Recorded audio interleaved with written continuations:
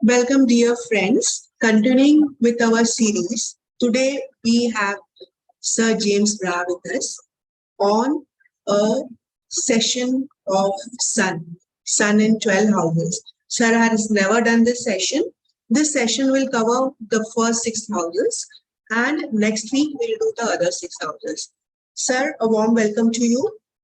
Thank you. Okay. Before I start, I need to mention something. For the last year, I've been talking about the Braha Sutras. Yes, and I've said that you can get it on Google Play. Okay. Correct. I recently found out that the cost for the last 6 months has been like $16. I didn't know that. I changed it. It's now $7 in rupees. Whatever, $7. That's great, sir. Yeah, it's on Google Play and they can get it there. For $7. For $7. Okay, that's the ebook. Okay. So we're going to talk about the sun. Yes. Now, the sun, before you get into the meaning of the planets, of the sun in the houses, you have to understand the nature of the sun. So the sun is the heart. The sun is the heart. So, when I talk about the foundation of a horoscope, the foundation of a horoscope is the ascendant, which means the ascendant and the ascendant ruler, how strong they are or how weak and afflicted they are. And then comes the moon. The moon represents you and your emotions and your feelings. If the moon is strong, then the emotional well-being is strong and the confidence is strong. And then the sun. If the sun is the willpower and the confidence. And so if all three are strong, then a person goes through life easily, smoothly, without a lot of fears, without a lot of, excessive internal problems. If it's strong, if it's weak, if the foundation is weak, then they have vulnerabilities and they're shy and their confidence isn't good, and going through life is tough just because of the foundation. The rest of the horoscope is going to help. If the career is strong, you can still have a strong career, but a weak foundation, et cetera, et cetera. However, the sun, so in Hindu astrology, the moon takes precedence. It is a lunar-based system. In the West, the sun takes precedent. It's a solar system. So in order to understand the sun, you need to think about the difference between the West and the East. So the sun is your willpower. It is your spirit. It's the Atmakaraka, the indicator of the soul. Now, when I mention the sun as the Atmakaraka, I have to make a distinction. In India, astrologers tend to mix systems. So they will tell you that, and I wrote this in my first book, I took it out. In the expanded version, I took it out. Or I explained. The Atmakaraka, that term, Atmakaraka, they use in Jaimini astrology. The planet in the highest degree is the Atmakaraka. But that's for the Jaimini system. It's not for the Parashara system. Unfortunately, people use it in the Parashara system, and they ignore the fact that the sun for everybody is the Atmakaraka. This is critical.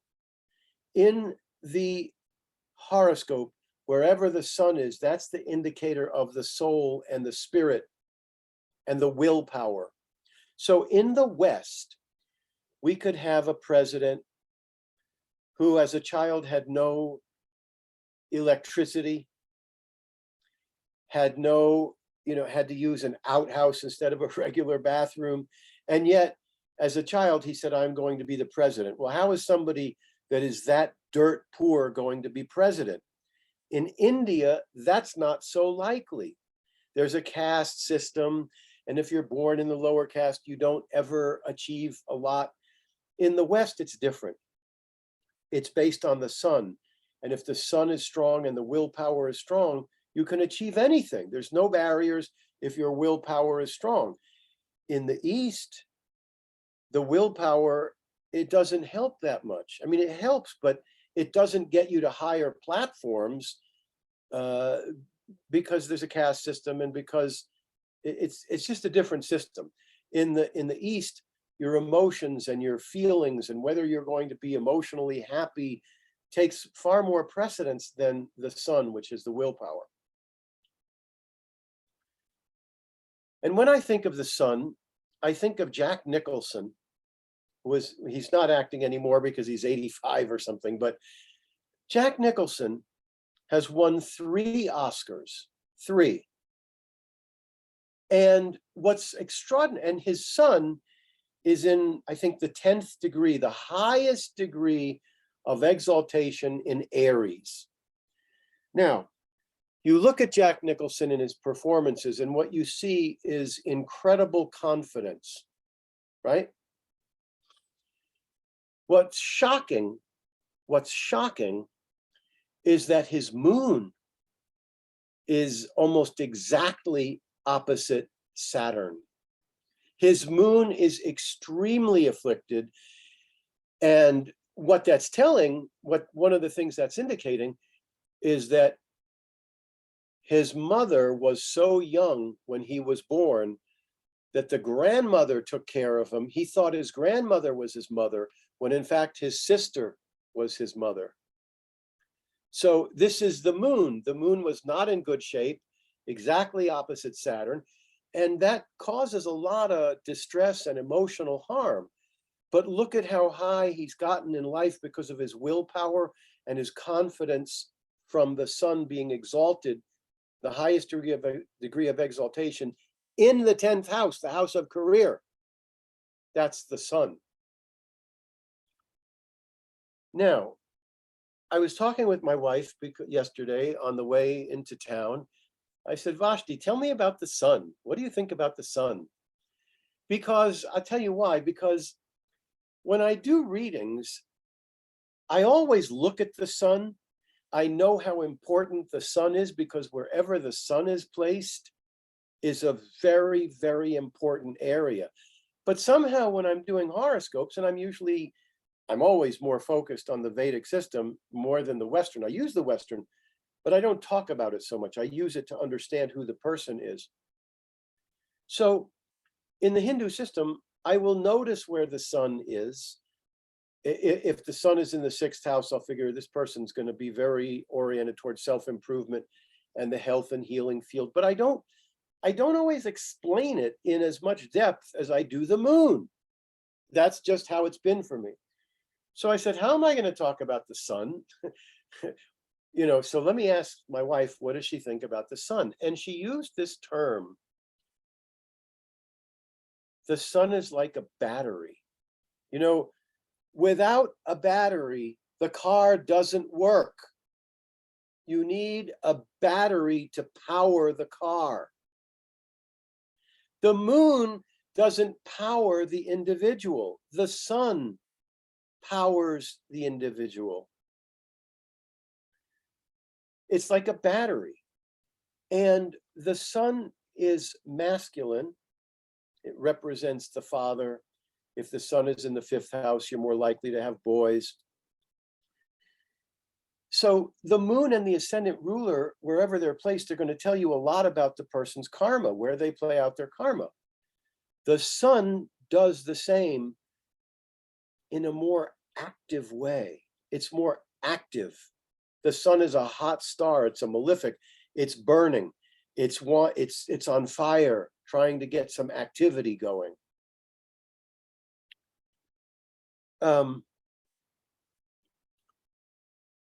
The sun is a malefic. The moon is not a malefic. The moon is a benefic. Wherever the moon is, you play out your emotional well-being, and You're comfortable. You're comfortable where the moon is. My moon's in the 12th house. I'm comfortable in the bedroom. I love meditation, introspection. I'm comfortable there. But my sun is in the 6th house. Now, in my horoscope, my ascendant's 2 degrees of Taurus. The sun is 29 degrees of Virgo. It's 5 houses away from the ascendant, but it's in the 29th degree. Actually, the 30th. It's in the 30th degree. It's 29 degrees in some minutes. And it's really functioned more as a 6th house planet. So, whereas I've always been more comfortable with 12th house matters, my assertive energy was always for self-improvement. I have done so many different self-improvement techniques. That's where the fire was. That's where the energy was. And also wanting to heal people, giving, many Western astrologers many Westerners that practice Jyotish don't bother with the yagyas and the mantras. I always do, because I'm always interested in healing people, taking care of people. That's the sun in the 6th house. Now, I wrote, thank you for putting that up, because I was just about, leave that up for a minute. I was just about to hold up that book to tell you, when I wrote that book in 1985, it came out in 1986, I was following everything I had read and had learned from my mentors, my 2 mentors in India. And I wrote all about how the sun is a malefic. It harms the 1st house, it harms the 5th house, it harms whatever house it's in. What I neglected to say, and what I added into the revised and expanded edition, is that yes, the sun is a malefic. The sun does burn planets that come near it. They get combust. The sun does harm some of the areas of the house placement that it's in. But the sun is the soul. So wherever the sun is, you are on fire to get that energy going, to get it working. It's a very, very extroverted energy. Okay. So it is extremely important not to go by the scriptures and the texts that always say that if the sun is in a particular house, it hurts that house. It may do a little damage, but more than the damage it will do in a house, it's the battery, it's the heart, it's the soul, it's the willpower, it's the confidence. So this is extremely important. Now, if the sun combusts a planet, if a planet gets near the sun, it's burned, pure and simple. There's no planet that I find really gains much from being near the sun. They get burned. But the sun in the houses is your battery, it's your heart, it's your soul. So when I'm talking to clients, oftentimes, if they're not following their dharma that is connected to where the sun is, I will often say, listen, the planet of your soul is in the 5th house. Children, investments, sports are going, and creativity is your soul. Okay, you can move the book out and get us back online. So talk about the sun in the houses. The sun in the 1st house, always when you're looking at a planet in the 1st house, the question is, how close is it to the ascendant? So first we'll talk about the sun in the 1st house, anywhere in the 1st house. The sun in the 1st house gives a very proud appearance. Very proud appearance. The person will present things. So if they're working for a company, the company will tell them, hey, we need a presentation of our product. Let's get Joe, because Joe's got the sun in the 1st house and he looks really good. And the sun is your willpower and confidence. If it's in the 1st house, you have leadership ability. You have leadership ability. It's just built in. and the confidence is strong. There will be a certain amount of selfishness in the sense of, because the first house is the self. So there's a little bit of selfishness in the sense that the person feels that they're the leader. So if somebody else has a different idea, they may not like it so much. They won't say it, but what they're thinking is, I'm the leader, I'm the decider, I say how it's going to be. It's a certain selfishness based on the confidence. Their desires will be, they'll put their desires above those of others. If there's a dispute, even in personal relationships, the person has a certain selfishness where their confidence is in themselves. So there's going to be a little bit of that. It's not the same as Mars, where the person's aggressive and assertive, but at the same time, they're not going to give in. They won't be assertive, but they're not going to give in either. If it's between you and me, they're going to want their way. Right. Now, the key to understanding the sun in the first house is if it's within, I would say, 5 to 10 degrees of the ascendant ascendant's going to get burned. The closer the ascendant is to the degree, the closer the degree of the sun is to the degree of the ascendant gets burned. What does that mean? It means that they come out looking bold and confident, and they give a good presentation, and everybody thinks, wow, what a good leader. Inside, they are nervous. No doubt, they are nervous inside. I always tell clients that have the sun in the first house near the ascendant, I say, listen, I know that there's a nervousness that's there. Just remember,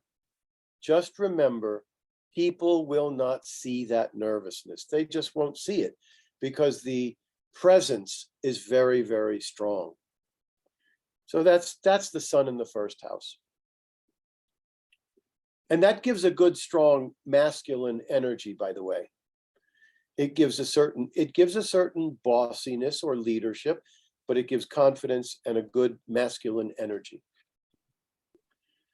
The sun in the second house is either the soul and the spirit and the willpower is all about making money, or it's all about acquiring knowledge and giving out knowledge. It's going to be one or the other. Occasionally it'll be both, but you have to look at the horoscope. Is it a more intellectual, spiritual horoscope? If it is, the sun in the second house is going to be the person wanting knowledge. Now, if the moon is in the second house, the person wants information, and they get information, they memorize the information, they love the information. But if it's the sun is the battery, it's the fire. So they want the information, to use the information, to give it out, to do something with it. The sun is more assertive, it's more fiery, it's your willpower, it's your confidence.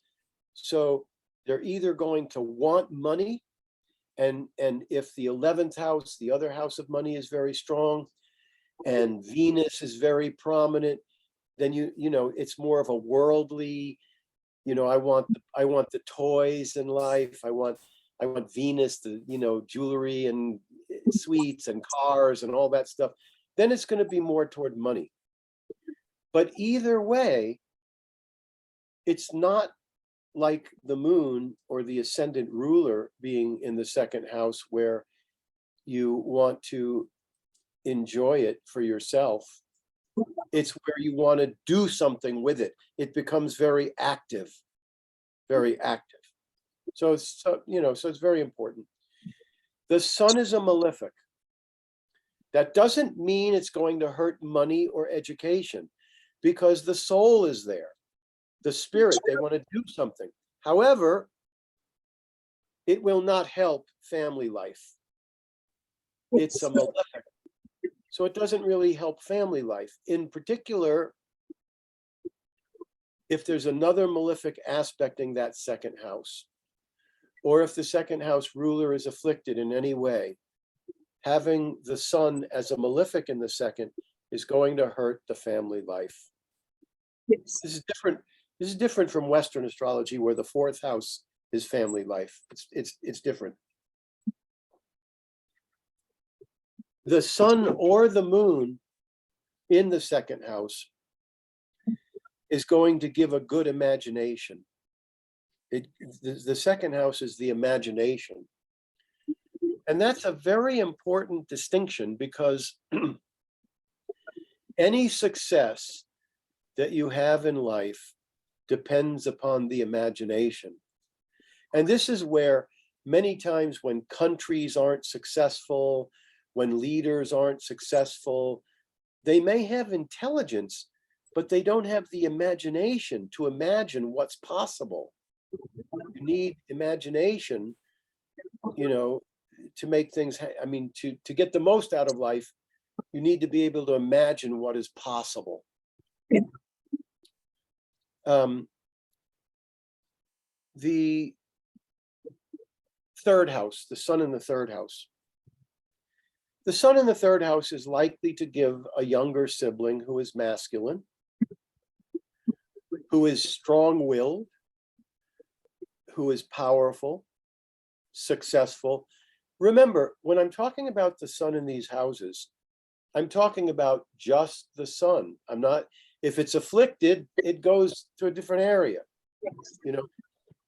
So the sun in the third house is going to give very strong willpower.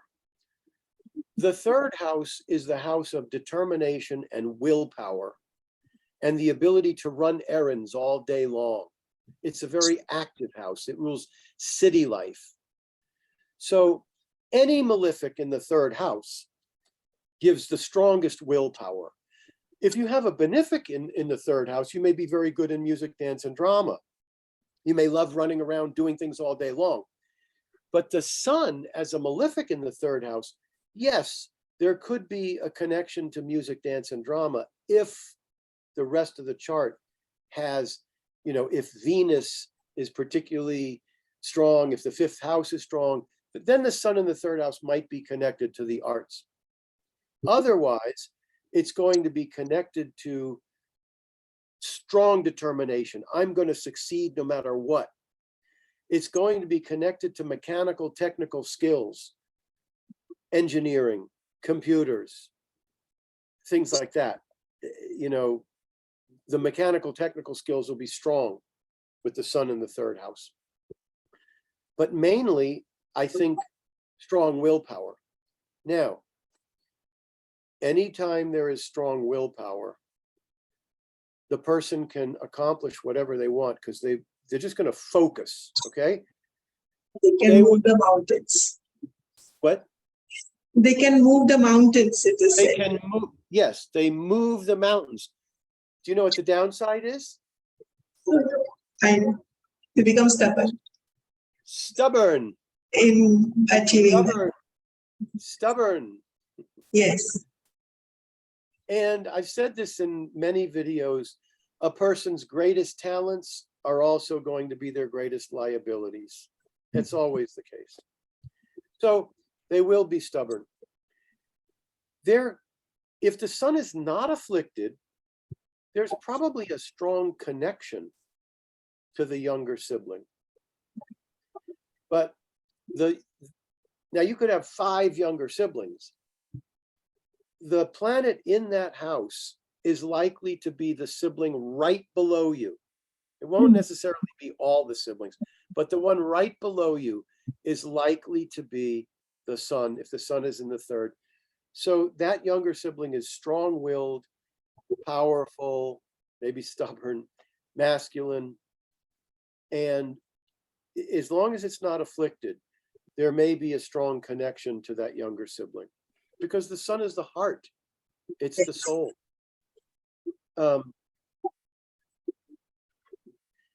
I find that the fifth house and the third house have a lot to do with the personality. I mean, of course, the first house is going to represent how you appear to the world and all that. But personality quirks are oftentimes connected to the third house, whatever is in the third. The fourth house. So the fourth house is an interesting placement because the sun rules the heart. The fourth house rules the heart. Okay. So this usually means that the person has a strong heart. It means, and the fourth house in Western astrology, the fourth house has to do with ancestors. So if you have the sun in the fourth house, your mother is likely to be strong-willed or bossy.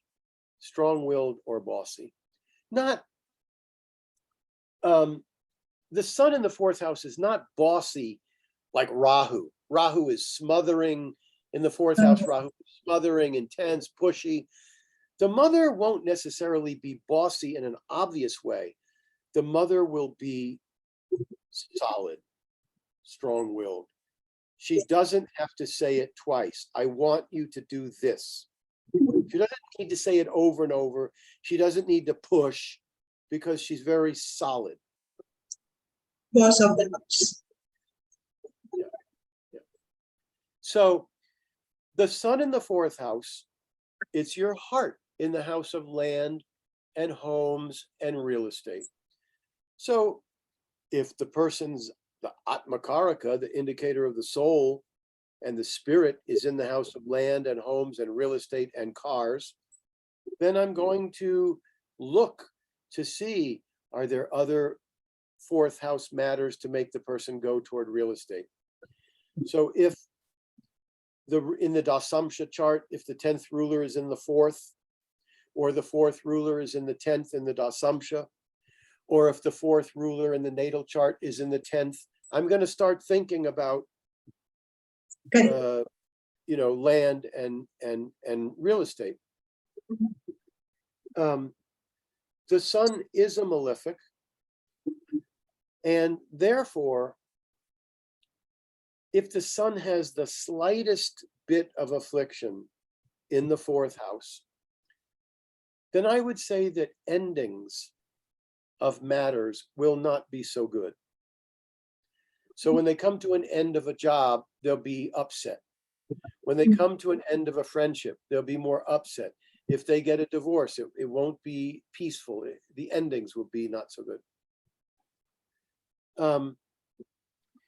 If the sun is in any way afflicted, the heart is not going to be in good shape because the fourth house is already holding a malefic. The fourth house really doesn't want to hold a malefic. If the sun is well aspected or really completely neutral with no bad aspect, the heart might be quite strong. But just put a little bit of affliction on the planet of the heart, in the house of the heart. Now you have to ask, did your parents or your grandparents have heart problems? Sorry, sir. A little bit loud. What? I couldn't hear you the last line. Oh, okay. So if the sun is in any way afflicted in the fourth house, then you have to ask the client, did your parents or grandparents have heart problems? That's how you're going to know if there's a stronger likelihood for heart ailments. If the sun is badly aspect in the fourth house, it doesn't matter if the parents had those problems. This person is likely to have some heart problems. And so you warn them that if if you feel anything odd or strange and you think, wow, something just happened to my heart, but I'm okay. But I'm okay now. No. If you have any little problem, go check it out. Go check it out. Yeah. But mainly, and it can be a connection to the mother. The sun is the Atmakaraka, the soul. So it is in the house of the mother. There can be a strong connection as well. Not exactly like the moon. The moon, I think, would be a better connection with the mother. But still, there could be a strong connection. But mainly, to me, it's land, homes, and real estate are going to be active. The person's going to want to activate that. Also, the sun in any angular house is going to give some leadership. The sun in the seventh, not so much, because it's going to give the power to the spouse.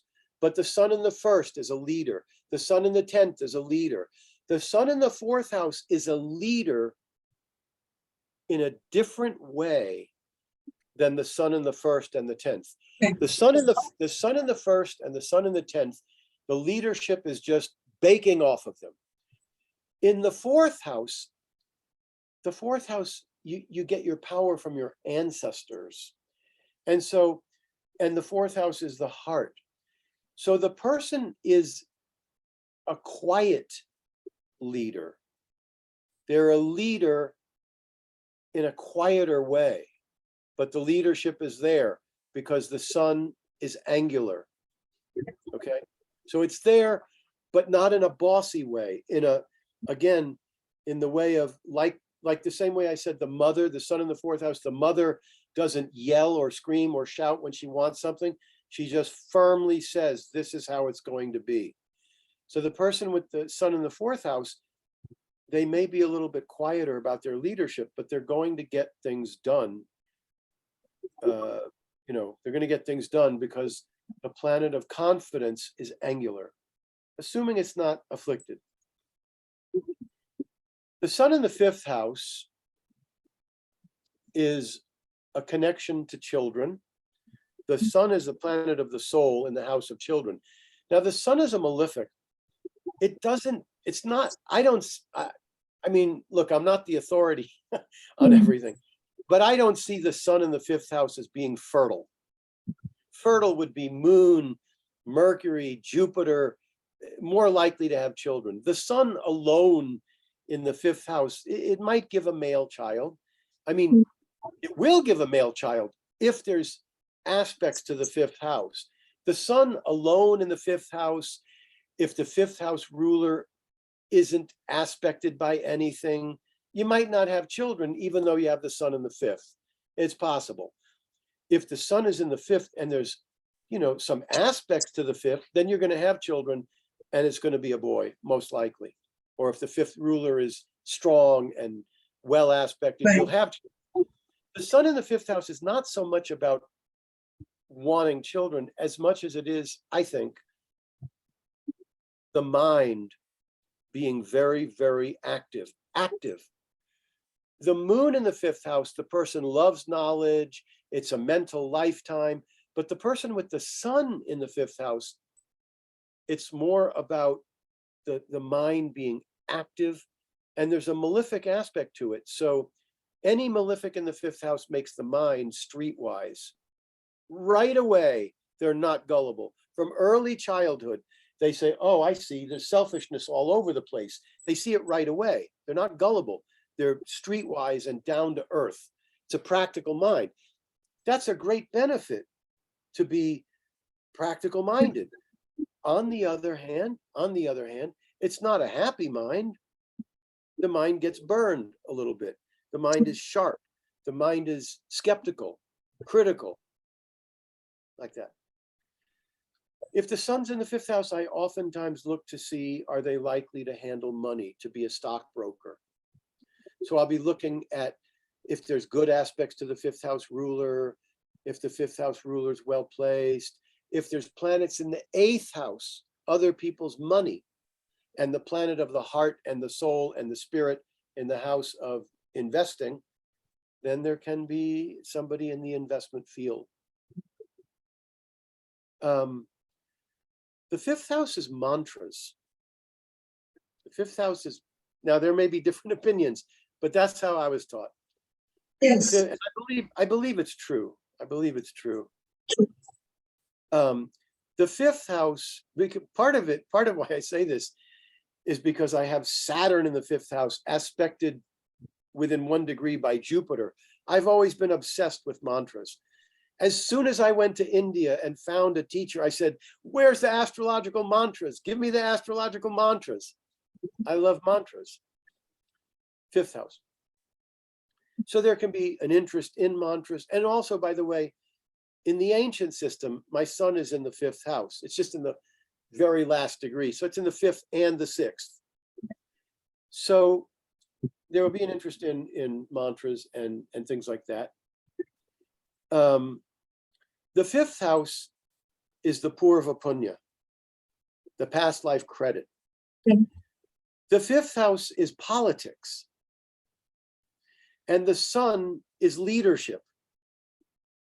The sun is politics. You see a lot of politicians with the sun in the fifth house.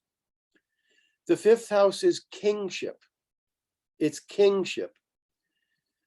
The planet of leaders is the sun. The planet of government is the sun. So the sun in the fifth house is a quintessential placement for politicians and leaders and things like that. The sun in the fifth house is going to be helpful for the father. The sun represents the father, and the fifth house is the second best house of a chart. Yes. The ninth house is the best. The fifth is the second best. So with the sun in the house of Purva Punya, the person may have earned political ability because of his efforts from past lives. Again, assuming the sun's not afflicted. The person may have strong creative energies, but it's more of an intellectual creativity. The sun in the fifth house, the person's constantly going to be sharp. They want to figure things out. They want to be sharp, like that. The sun in the sixth house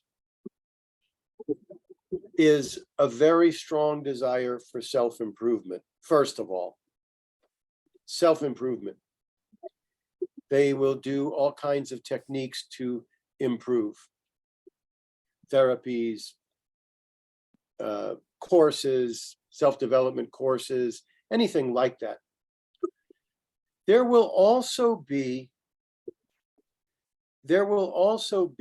a very strong desire for healing other people. By the way, the book that you've put on the screen, that's a dialogue text where I was teaching a student. That's why I used that cover. I had bought a painting from India, and I put it on there because it's a teacher talking to students. So it's a dialogue text back and forth where I teach students. Anyway, where I teach one student, Martin Timmons. So the sun in the sixth house is a person who wants to heal other people. They want to heal other people. They're very active in it, okay? If the moon or the ascendant ruler is in the sixth house, they want to learn everything that there is about health and healing. They want to learn. If the sun is in the sixth house, they want to do something about it. They want to do something about it. They want to heal people. They want to serve people. Now, when you're looking at a chart with the sixth house being prominent with the sun or the moon or ascendant ruler, you're always thinking, or I'm always thinking, health and healing. It took me a long time. I had a period where so many people that had prominent sixth houses were hair cutters, which is perfect because it's, first of all, the sixth house is very detail oriented. And it's, clipping the hair. Yeah. So the person with the sun in the sixth house, they don't have to be healing people, but they have to be taking care of people somehow. So instead of being a doctor, or instead of being a nurse, or instead of giving out techniques to heal people. They could have a hotel. They could have a restaurant, although a restaurant would be more the moon in the sixth. But the point is, if the sun is in the sixth house, the person wants to serve. They're on fire about serving. They're on fire about serving. It's more active. The sun is the battery that powers the life. It's the heart. It's the soul. It's the spirit. So they want to heal.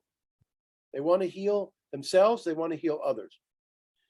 Any malefic in the sixth house is going to be wonderful for defeating enemies, competitors, and jealous people. So, assuming it's not afflicted, actually, this is a subtlety. Malefics can aspect the sixth house. Malefics in the sixth, malefics aspecting the sixth, they are good for defeating enemies, jealous people, and competitors. What they are not good for is the workplace. So if you have the sun, which is a malefic, and other malefics aspecting, when the person's in the workplace, they may have big troubles with coworkers. They may have big troubles with bosses and employees. The reason for this is because, and this is in my book, the Braha Sutras, this is something you really have to understand. Upachaya houses they can use malefic energy, but not when it comes to people. So malefics in the third house are good for the willpower, but they're not really good for brothers and sisters. Malefics in the 11th house are good for large sums of money, getting your desires fulfilled, but they're not good for the eldest sibling. So the sixth house, malefics don't help the co-workers because they're people. It's too sensitive. People are sensitive. The other aspects of the 3rd, 6th, 10th, and 11th that are not people, they can use malefic energy, but not people. So that's pretty much the sun in the sixth house. Now, if the sun in the sixth is afflicted, if it's in Libra, if it's aspected tightly by Saturn, the sun will get hurt. The house might not get so hurt if malefics aspect the sixth, but if there's a fallen planet in the sixth, then when you're in a sun dasha and the sun's afflicted, you may have enemies and jealous people come out. Now, any planet in the sixth house affects your health. The sun is the heart. The sun is the back and the spine. The sun is the heart. The sun is the back or the spine. This is why when you see people that have Saturn opposite the sun, they often have lower back problems. So the sun is the heart and the back and the spine. So the sun in the sixth house can be, if there's any slight affliction. Now, you have to understand that a person can have an afflicted planet in the sixth house. I had one the other day. I did a chart where there was a benefic, I don't know, maybe it was Mercury or something, in the sixth house with 2 malefics in the sixth. There was like Mars and Saturn, or Mars and Sun in the sixth with Mercury. Mercury would get very hurt in the sixth house with malefics. You're going to have problems with the lungs, intestines, nervous system, etc. However, the fact that Saturn and Mars or Saturn and Sun are in the sixth house also means the person has strength to overcome their health problems. Malefics in the sixth overcome enemies and jealous people, and they overcome health problems. Yeah. That's great. Okay, so we'll talk about the sun in the next 6 My basics houses. are getting so clear with this series. What? My basics are getting so cleared with this series with you, taking planets in all the houses. And I totally resonate with whatever you say. Whenever you say sun in the first house, I recollect a chart with sun in the first house. So Yes. Beautiful, sir. Very nice. There's just one question. Do you take sun as a malefic or a cruel planet? There is On a difference. Sun as a malefic planet or a cruel planet. In Hindi, in our Vedic astrology, we say sun is a cruel planet, not a malefic. Cruel? Yes. Like a king. He has to punish like a king. Sun is a king.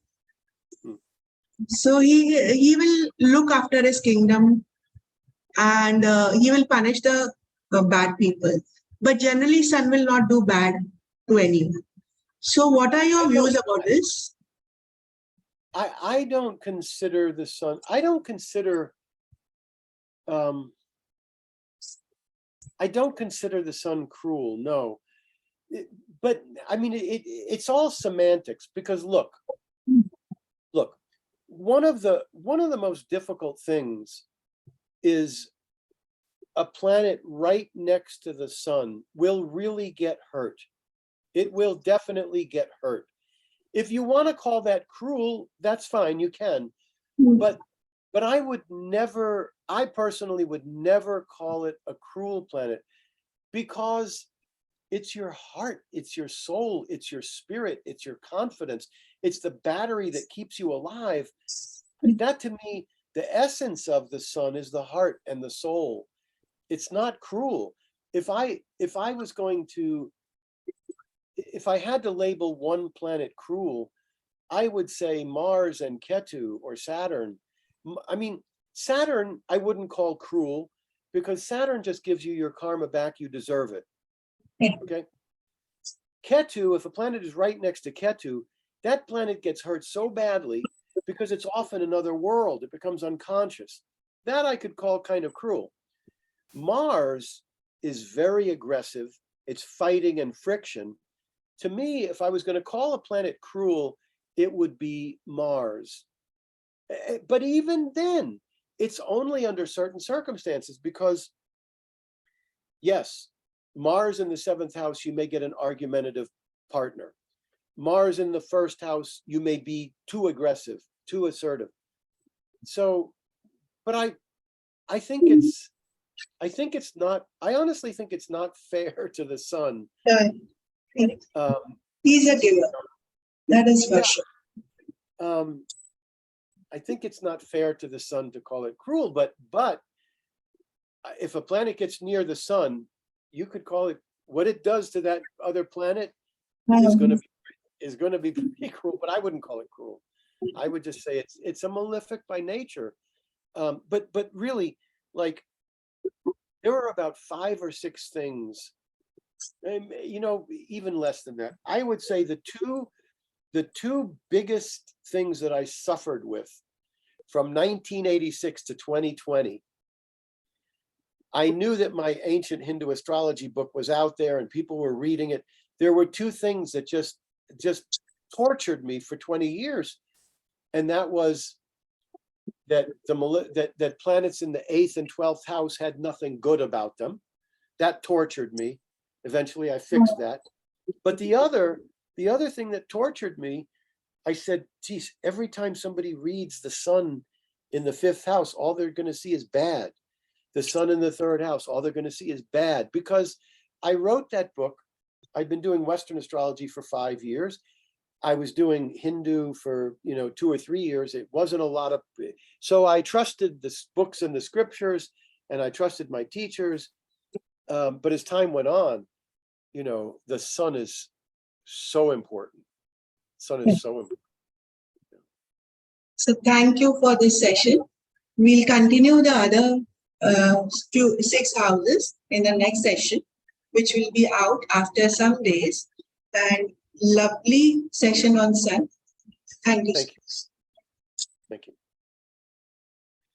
Viewers, the book is James Braha Sutras. Is just for $7 ebook.